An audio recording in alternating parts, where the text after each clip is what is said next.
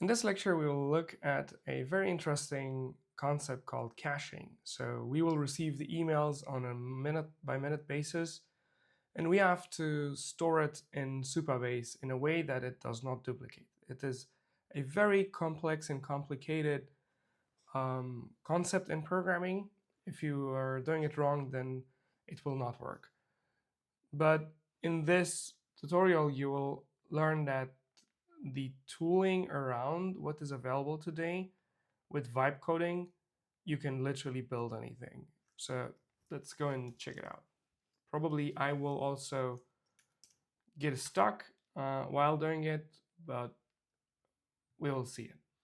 So we just had this response from webhook.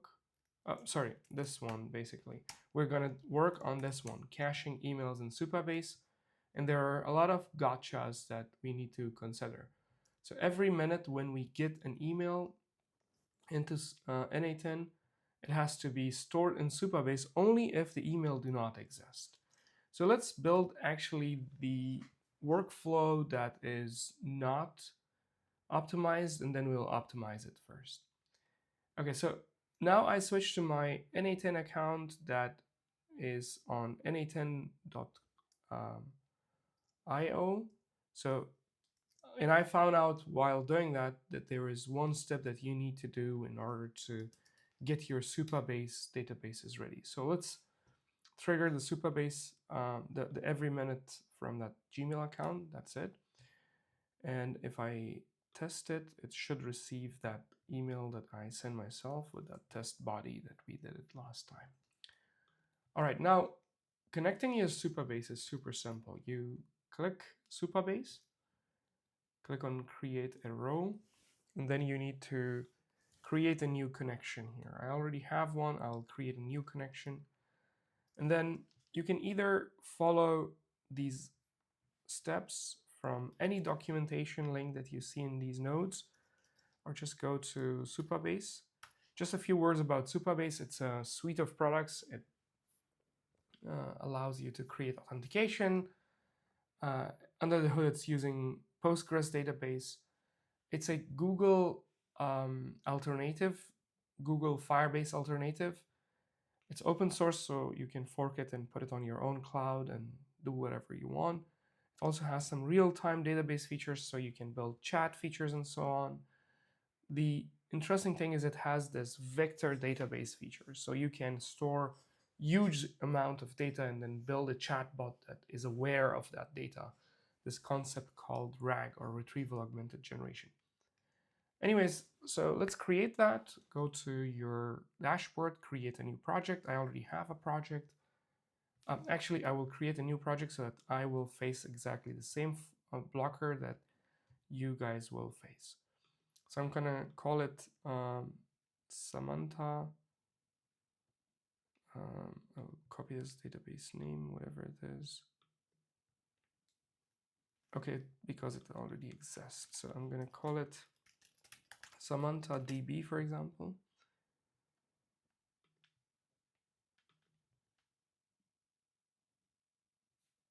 And now we'll do everything in Samantha DB.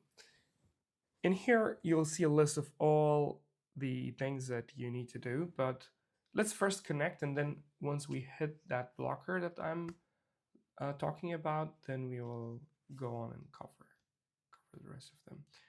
So you can come back to this page.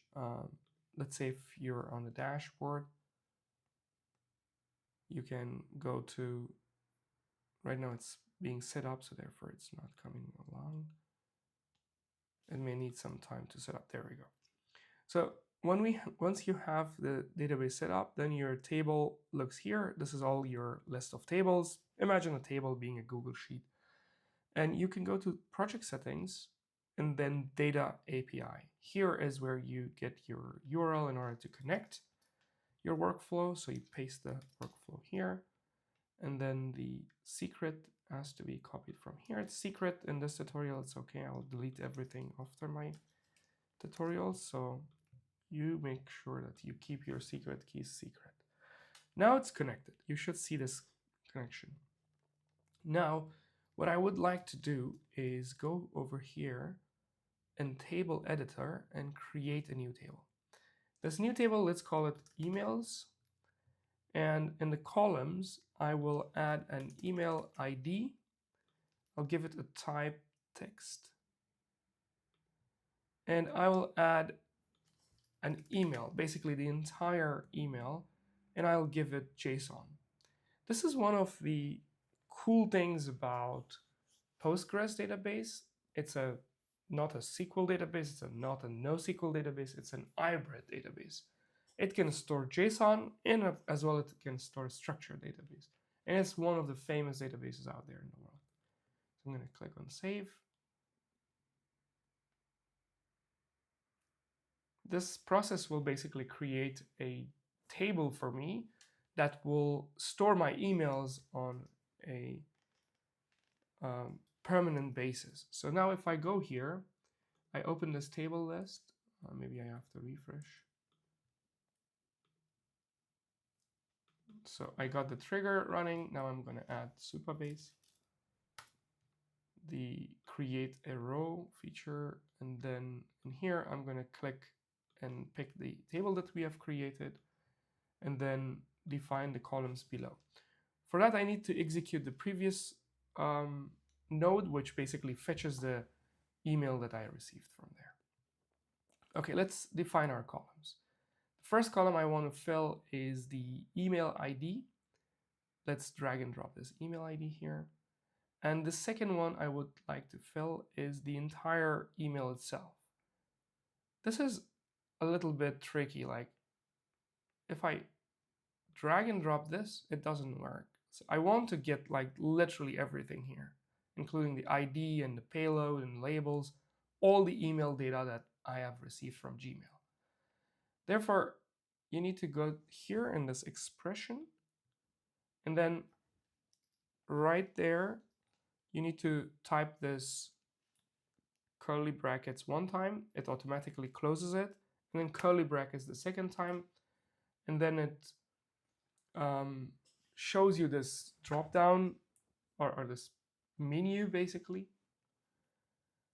And it has certain things. You can navigate with your keyboard or with your mouse. But if you see this JSON, it says returns the JSON input data to the current node for the current item. Shorthand for this is this. And then you can also read some more text about it from this thing. So I'm going to click this. Now if I zoom out, you can see that I basically get the entire object, this entire object. That's exactly what I like. If I click on test step, you'll see that it got successful.